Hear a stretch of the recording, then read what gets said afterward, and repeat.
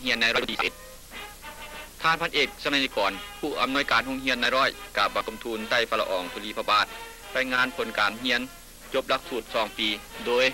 ขอพระราชทานยศว่าที่ร้อยตรีให้นักเรียนที่เสียงออกได้47 คน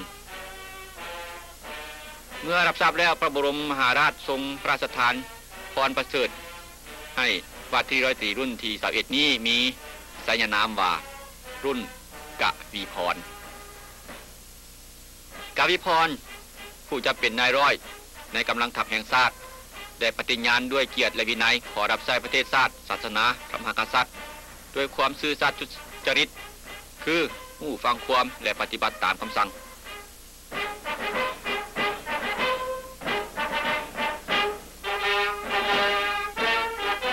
พระบรมทรงพระราชทานยศว่าที่ร้อยตรี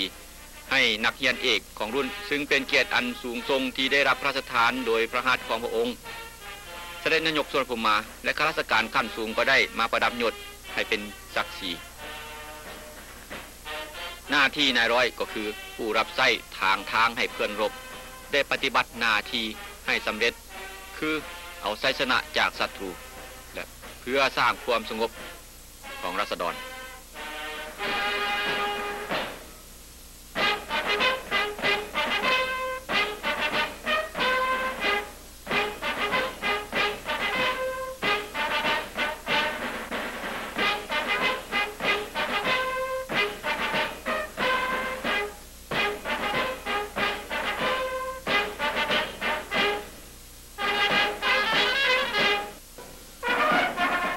ทุกปีวันที่23 มีนาเป็นวันประเสริฐเพราะเป็นวันกำเนิดของกำลังทัพแห่งชาติมาได้19 ปีนี้แล้วพระบาทสมเด็จพระเจ้ามหาชีวิตองค์ทรงดำรงตำแหน่งจอมทัพลาวตามรัฐธรรมนูญมาตรา 14กำลังทรงตรวจแถวทหารคนเฉลิมไสเสด็จสุวรรณภูมินายกรัฐมนตรีของรัฐบาลราชอาณาจักรและในนามรัฐมนตรีกระทรวงป้องกันประเทศถวายน้อมเกล้ากราบบังคมทูลละอองธุลีพระบาทรายงานผลสำเร็จของกองทัพแห่งชาติปฏิบัติงานประจำปีในตอนหนึ่งเสด็จได้พระราชโอวาทว่าพระราชอาณาจักรลาวเฮาถูกศัตรูทางเหนือเข้ามารุกรานราวีบ้านเมืองเฮากำลังทัพแห่งชาติจึงได้ทวีความขยันขันแข็งในหน้าที่ป้องกันประเทศเพื่อขับไล่ศัตรูออกจากแดนดินลาวเฮา